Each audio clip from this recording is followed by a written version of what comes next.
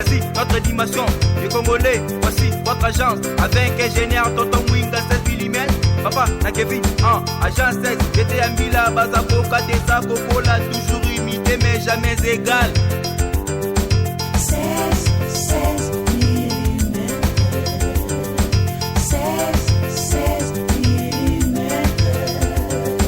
16 mm.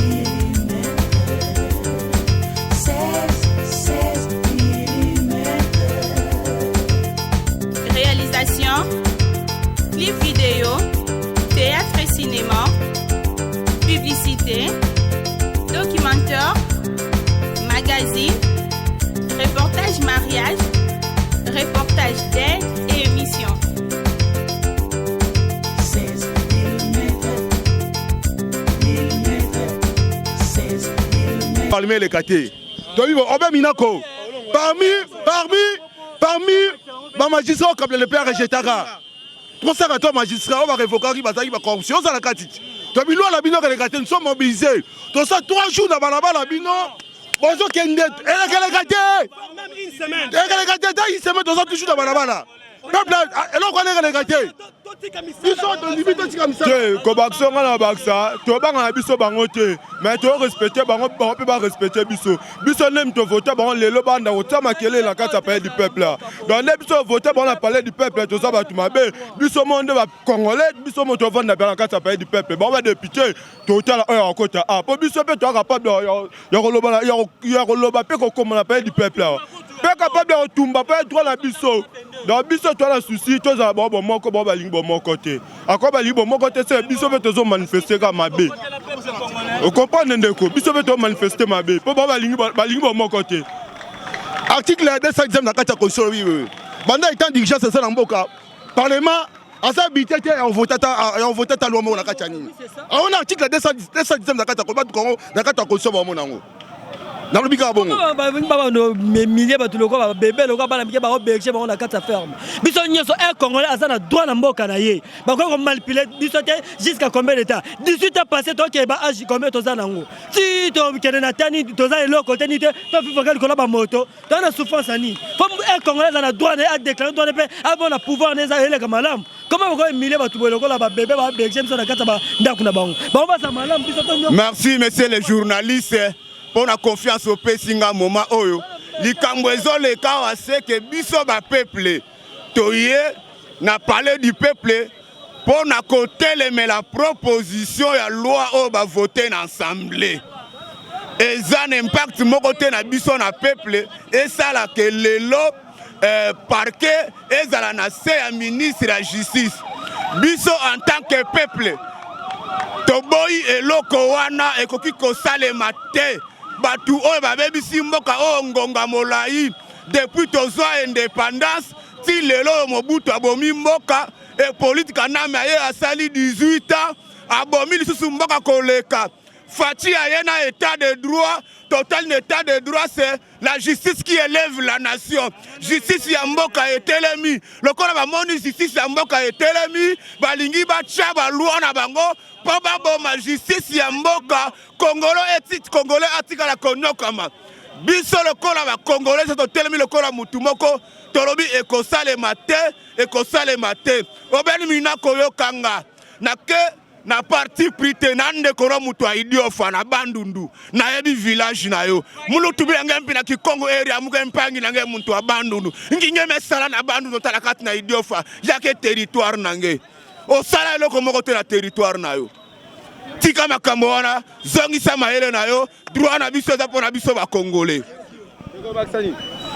Nazalanga neloko baksate on alina bakisa juste pour Norbert Minako a travaillé pendant bamboule belé dans l'Assemblée nationale alors que le peuple congolais mawa papa oza papa ya bana oh nyonso bozo sala na kati Assemblée nationale wana et concerné biso ba Congolais po toza ba Congolais soki bokotaka kuna eza pona ba Congolais eza teke Congolais za mumbu na bino na nenga libana na kati bino bozala ba konzi non donc le peuple congolais mawa Fati aza président ya Congolais nyonso de aza mwana mboka ya 18 ans à l'état na 18 ans awa botikala jamais ko telemene na ba makambo ezanga tina oya Fati nde bozo mona aza nani mbwana bino to tabana bino non aza président de la République faut qu'on respecte aza garant de la nation na suki wana 210 na kati ya constitution oui banda étant d'urgence ça na mboka parlement asa bitete ya voter ta loi mo na kati ya nini on a article 210 na kati ya combat Congo na kati ya constitution ba mo nango na lobika bongo baba no milliers ba tuloko ba bébé loka bana mike ba berger ba on a kati ya ferme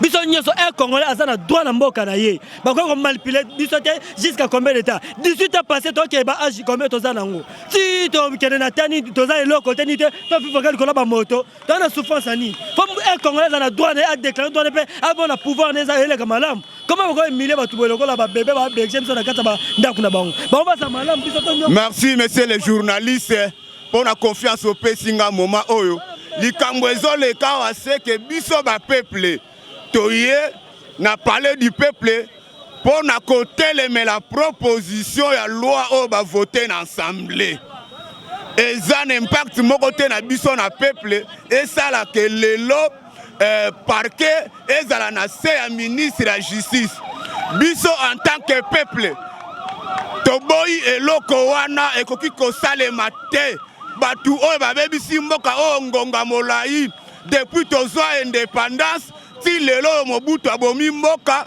e politika name aye asali 18 ans abomi lisusu mboka koleka Fachi aye na état de droit total état de droit c'est la justice qui élève la nation justice ya mboka etelemi lokola bamoni justice ya mboka etelemi balingi bacha balwa na bango po baboma justice ya mboka Congolais atikala konyokama biso lokola ba Congolais totelemi lokola mutu moko tolobi ekosalema te obeni mina koyokanga na ke na parti prité nande koro mutu aidiofa na bandundu na yebi village na yo mulutu bilange mpi na Kikongo area muke mpangi nange muntu abandundu nginge mesala na bandundu talakati na idiofa yake territoire nange osala eloko moko te na territoire na yo tika makambo wana zongisa mayele na yo droit na biso za pona biso ba Congolais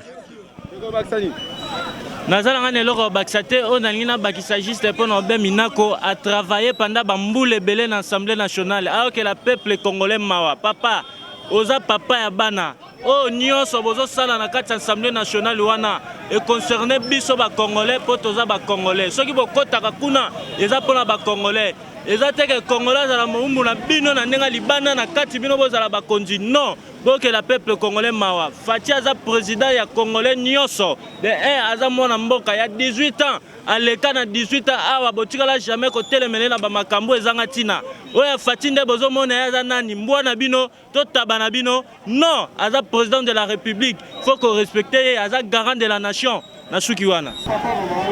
Ok, ici il s'agit de l'intérêt du pays qu'un groupe déjà veulent piétiner. Donc, tout le monde a un groupe de politiciens, babebisa, baling de justice comme Manabango, Sogini, Yango, Totelemeli Bango, Ezalikamboka, il y a parti politique exact, Ezalikamboka. Congolais en général, Alinkemboka, Naeba, Simba, Namakambo, étalé avancement en côté. Bon, on a gagné bakisa moka otala makambo ba député na biso bazo sala ngo bien te biso to linga que nos peuple congolais ça dit ami se retrouver le quoi motonyo so mi se quoi bango ba se retrouver biso to kufanya to la nya bandako na biso bango ba zena bana bango ba tanja ba classe biso to kuvala biso pende to zwi meko dimension biso ta que avant tout tika makambo jusqu'à ce que bandeko na batika le ba sala bon de fana OK so ki batiki te to chaque jour bandako ko ya menace na menace biso to bénéficier et donc on a gagné bakisa moka yango wana makambo wapi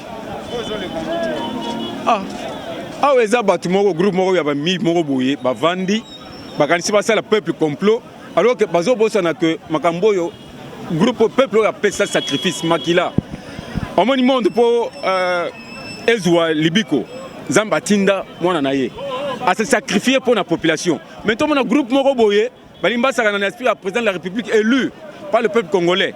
Parce que ayebi que selon la Bible, nous devons changer. Abino, bon c'est la mabe, bon to vanda, c'est pour changer. Non, abandi ko exagérer. Ya on bisi bango état de droit, démocratie, exact cadeau nzamba pe sebsote. Biso moko nzamba sala biso il faut to kofa. Faut défendre moko na biso. Tala ba nyama moko boye 500 personnes. Tanga ba to combien? En majorité. Tandis que dans la constitution, il y a un article fameux, le meilleur pour moi, article 64. Baya bago total bango so beza makasi bakokota na ndako yango tolobi tosenga chef de l'état abuma eloko oyo biso nde tosengi abuma yango mariage ekufa. Merci.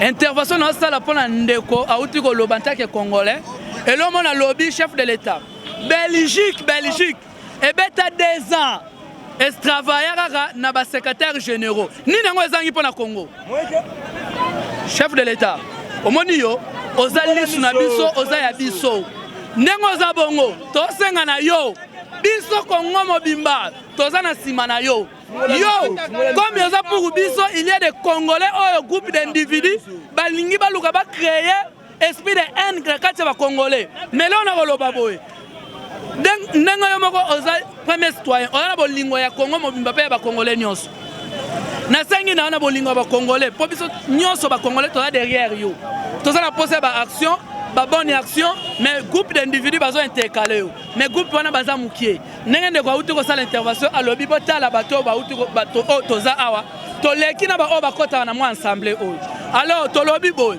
pona kawana yo chef de l'état na minute ozana droit ya makambo nyonso peut to soutenir yo à 100% pona intérêt ya nation pona ba congolais to sengi na yo soki to ke na ba secrétaire généraux to kende nango biso to encourager le kwana pour na faire évoluer démocratie fanda na kamne surtout peuple congolais azala bien. Oui, na même fille de idée. Na osenga na tata mokonzi ya mboka. Na komona groupe o ya FCC. Ndenge yo na esprit no lingo ta démocratie po so yi démocratie na état de droit ekoti état de droit yango ndeto molaka mboka. Justice tango za indépendant. Bato wana nyonso ba miyibi ana bakobanga. Ba bi ke soko yibi akena justice. To ba balingi ke bazwa mokano basala loi po batia mutu azala likolo ya justice. Wana za loko ko assassiner état de droit na RDC. État de droit obiso to kufe na là état de dos au papa Etienne Tshisekedi na ko lela yango bangi ba sasité yango yango comme oza les garants de la nation nazo senga na tata mukonza mboka kangela biso palais oyo botala pe palo akangela biso palais oyo palais du peuple oyo akangela ngo likolo ko kitana ngote oza na soutien ya peuple congolais nyonso soki to vandika me poto zotalela ndeyo kanga yango oyo.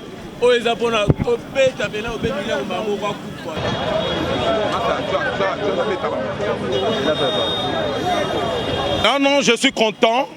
Comme disait le père de la démocratie congolaise de triste mémoire, Etienne Tshisekedi Wamulumba, l'état de droit. Il nous a recommandé de nous prendre en charge. Aujourd'hui, cette flamme s'est enflammée. Comme vous le voyez ici, il n'est pas question de couleur politique. Il s'agit des peuples du Congo, les fils de ces pays, qui se sont rendus compte du danger que soi-disant les représentants, des gens que nous avons mandatés pour travailler pour nous, mais qui naturellement travaillent pour les individus et leurs intérêts égoïstes. Voilà pourquoi nous sommes venus réitérer notre indignation et notre, comment dirais-je, j'en manque quand même le vocabulaire. Nous disons tout simplement non, cette loi ne va pas passer. Nous sommes là pour faire valoir ce que les droits. Merci.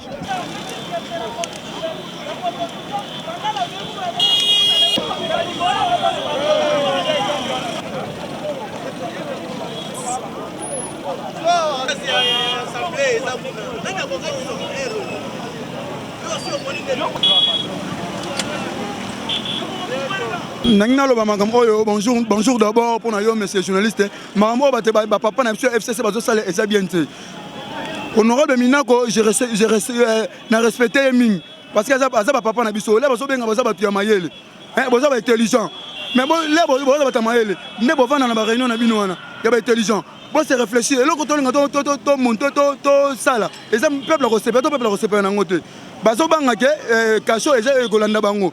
Baso banga Kacho Golanda Bango. Biso to ça Congolais. To accepter le côté Mukolomote. Biso to botam na Congo, to ça étranger. To ça étranger, to ça Congolais makila na biso tangi awa mutolo na biso botama awa. To accepter le côté Mukolomote. To ceux qui wana merci. Merci ezalingai monsieur Adida. Nazolo ba eloko moko o bazolinga basala o eza violation ya article 220. Violation ya article 151. Violation ya article do bazawana bazako buka mibeko biso to kolinga yango te biso peuple congolais to lobi to boy biloko nyonso balinga basala wana tokopermettre bango te basala biloko oyo eza malamu te. Pas voter baloi eza ebele. Baloi ko voter eza ebele pour le changement du peuple. Pourquoi le peuple doit souffrir? Balinga toujours konyo ko la peuple. Balinga ko sala makambo eza avantage na makambo avantage ya peuple te. Wana coalition ko toyaka ngo ya ndenge wana coalition wana to boy. Bon, en tout cas merci na sepeli na yebi ke chaîne na bino ele kaka. Ako ba peuple nyonso akolanda yango partout na monde balanda to boy biloko wana.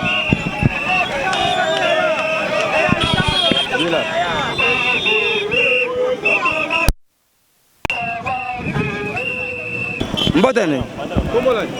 Comment nanga Jambalo di RDC? Makambo ezoleka na kati ya RDC banto basala makambo toza contre na bango parce que basala makambo tadi contre RDC. Par rapport à vieux wana baza ba produit fini. Ba raisonner pour ba produit semi finité.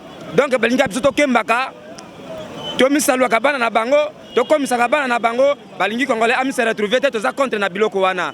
Batika justice asala musala na ye. Et là, on a souhaité yango wana par rapport à bana Congo nyonso. Tous appels derrière, il y a Félix, tous a Jakolo bakutu mingi ezate pona na kanda atro. Ndeko na ngai bino bato boza ba journaliste, bino bato boza ba cameraman, bino ne boto bolekisa ba image oyo. Biloko oyo toza nango contre. Le Congo, c'est pas les propriétaires privés d'un groupe de gens. Le Congo, c'est pour nous les Congolais. Mais tout le monde a un groupe de gens au nombre de 350 qui veut prendre le Congo en otage. Et là, on a tout l'ingé en otage. Peu après, maintenant, qu'on a une initiative, loi naïe, oh, ils ont intérêt à bango. Ils ont visé l'intérêt de la population. Ake banaye, aye banaye, ezalaye, ezala minaku, ezala présidente, ezala Tambwe Mwamba. Le Congo nous appartient. Nous sommes au nombre de 85 000 habitants. Ce n'est pas un groupe de gens qui veut prendre le Congo en otage. Intérêt de la population est exactement dans la bango. Et ça va être dans la poche de la bango. Le Congo est bango des habitants congolais. Dans le bayango, dans Congo, il y a la population congolaise. Dans la same message, il y a Eleka, Namona Yango Eleka. Le Congo n'est pas le propriétaire privé d'un groupe de gens.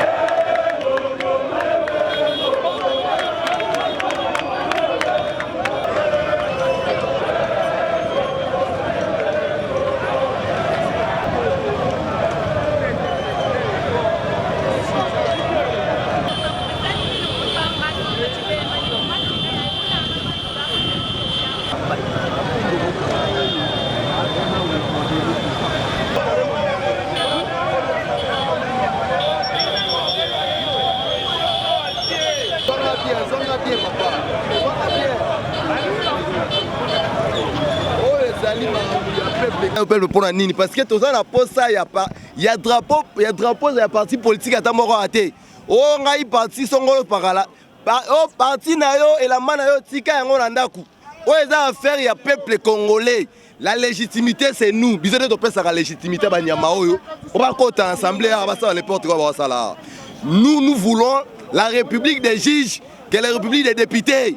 Parce que la République, il y a des juges, il y a un pays dans le développement. Parce que la justice est un socle de développement à Mboka.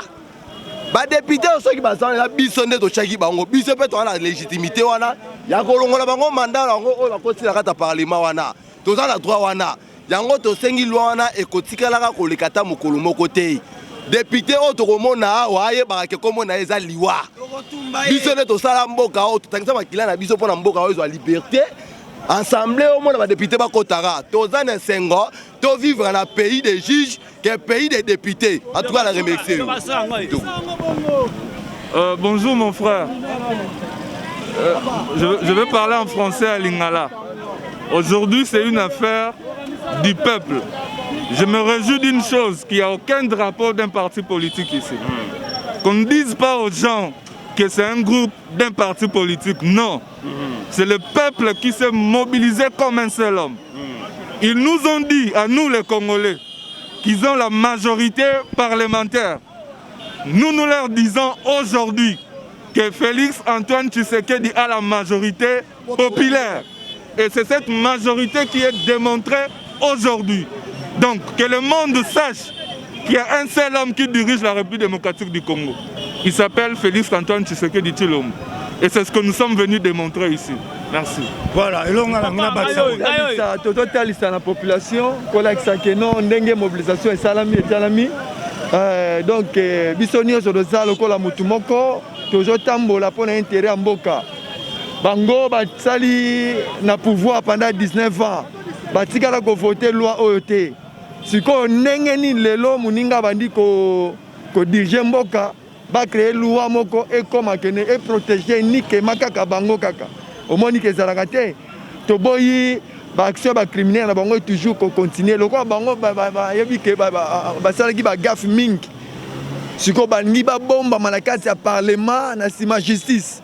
Donc biso en tant que population tokoki jamais kolinga makambo yango to telemi tozo se mobiliser biso nyonso pour totemela la loi oyo elekate et puis ekotika la paix kolekate yango to olakisi ke peuple est souverain biso nyonso to oza sima ya mokonzi mboka pona ko soutenir ye sika yango bande bolanda ngai malamu ngai nasengi ba député baya toyoko bunda tosila na bango lelo et puis là tu remarqué to moni ata drapeau parti politique mon côté est-ce que vous remarquez ngo biso nyonso ba congolais to telema pona droit na biso en tout cas eloko wana na sepeli nango makasi tala liboso ndenge ezalaka bakoyesaka ngo te kasi pona nini alimedia balingi bakoyesa ngo tomoni ka drapeau Congo ya RDC zote pate papa impression za nini opinion eza noni so nanga ezake eza makambo ya parti politique te eza makambo ya nation mobimba lo wana ezolinga eboma justice ya mboka na biso c'est tout comme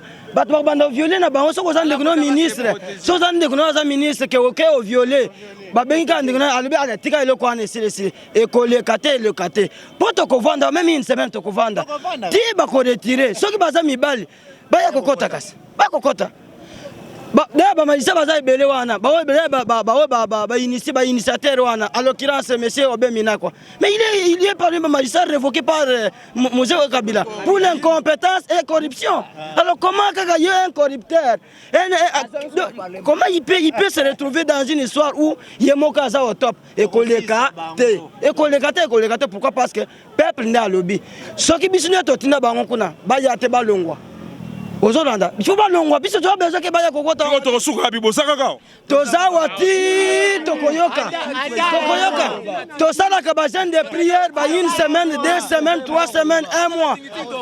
Tokovanda kaka. Tokovanda. Tokolia ba biscuit ezawa, ba gâteau ezawa, ba mai bazoteka tokobanda koka. To banda kobola. Mais avec la police même morale. Biso na ba police to na bango problème te. Problème la biso za ke loi wana ba retirer ango puisque indépendance ya justice c'est constitutionnel ce que je article 151 152 et sur le babilo quoi non surtout comment un ministre qui n'est même pas magistrat puisque pose nani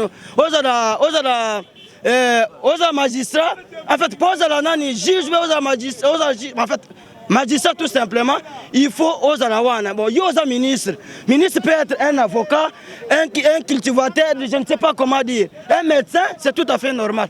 Mais comment il y a que siéger dans le Conseil supérieur de la magistrature? En qualité de qui? Mais alors,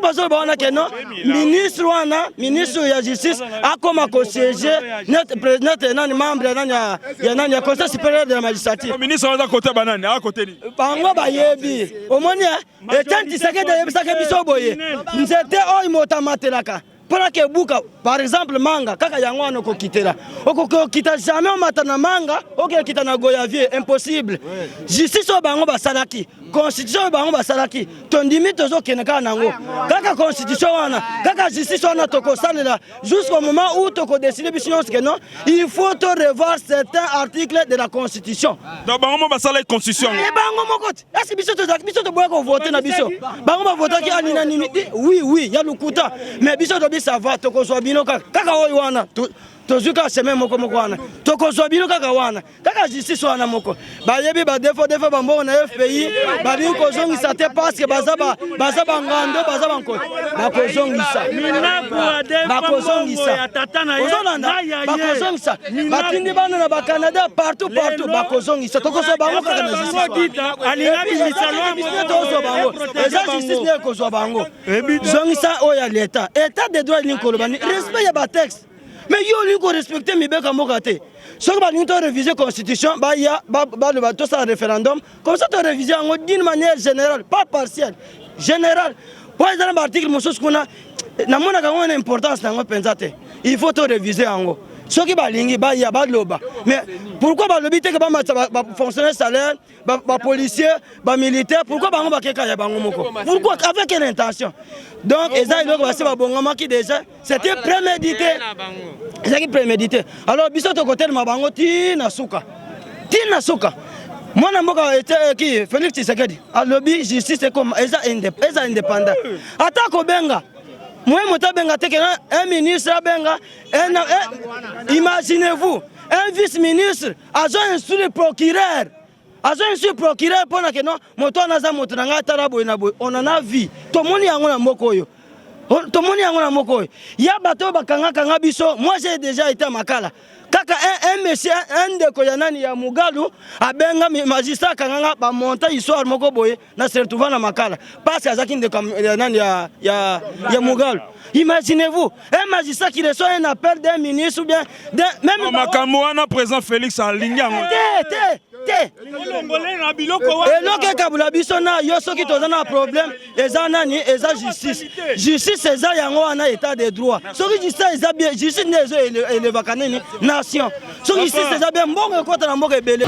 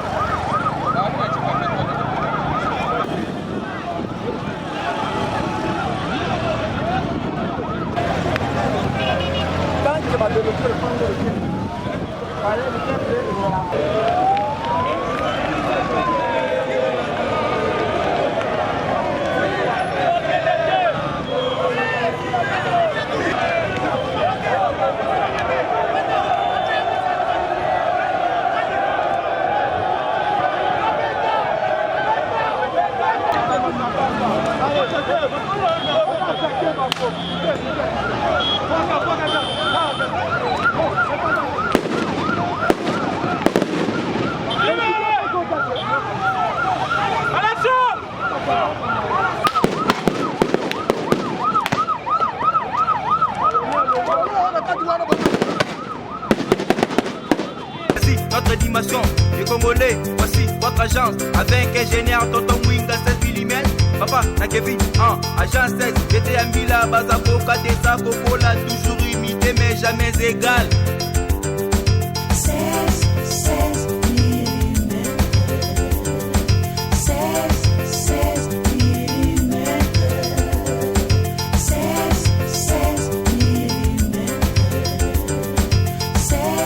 16 mm. Réalisation, clip vidéo, théâtre et cinéma, publicité, documentaire, magazine, reportage mariage,